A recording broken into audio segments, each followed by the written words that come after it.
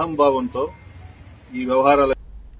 అనకాపల్లి జిల్లా పాయకరావుపేట నియోజకవర్గం నక్కపల్లి ప్రభుత్వ డిగ్రీ కాలేజ్లో ప్రభుత్వం రాష్ట్ర వ్యాప్తంగా నిర్వహిస్తున్న పేరెంట్స్ డే ఉత్సవాలలో భాగంగా తల్లిదండ్రుల ఉపాధ్యాయుల ఆత్మీయ సమావేశం జరిగింది.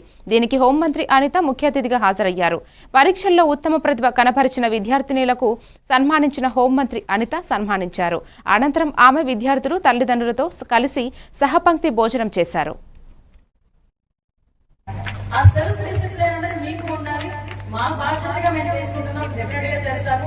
మీరు కూడా ఏమి చూడాలి ఏమి చూడకూడదు రిస్ట్రిక్షన్ ఎవరో చెప్తే రాకూడదు, పిల్లల పరంగా పిల్లలకే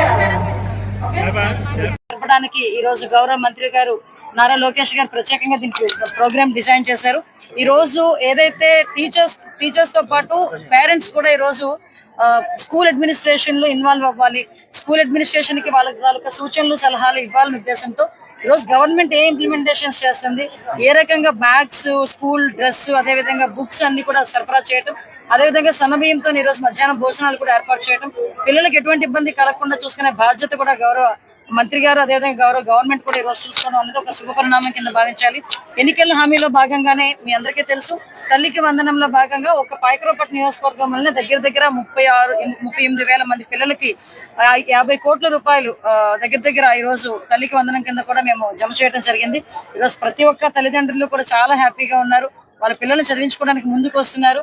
ఇందులో అద్భుతమైన విషయం ఏంటంటే ప్రైవేట్ స్కూల్స్ నుంచి తీసుకొచ్చి గవర్నమెంట్ స్కూల్లో జాయిన్ చేస్తున్నారు.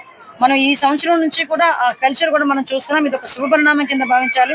ప్రైవేట్ స్కూల్స్ లో చదివితే అదొక స్టేటస్ సింబల్ అని చాలా మంది ఫీల్ అయ్యే పరిస్థితి నుంచి ఈరోజు పిల్లల భవిష్యత్తు రీత్యా గవర్నమెంట్ స్కూల్స్ లో అయితే మంచి ఫెసిలిటీస్ ఉంటాయి, గవర్నమెంట్ స్కూల్లోని ట్రైన్డ్ టీచర్స్ ఉంటారు, వీళ్ళ ద్వారా చదివించుకుంటే కనుక పిల్లలకు మంచి భవిష్యత్తు వస్తుందని చెప్పేసి ఈరోజు ఆశపడుతున్నారు.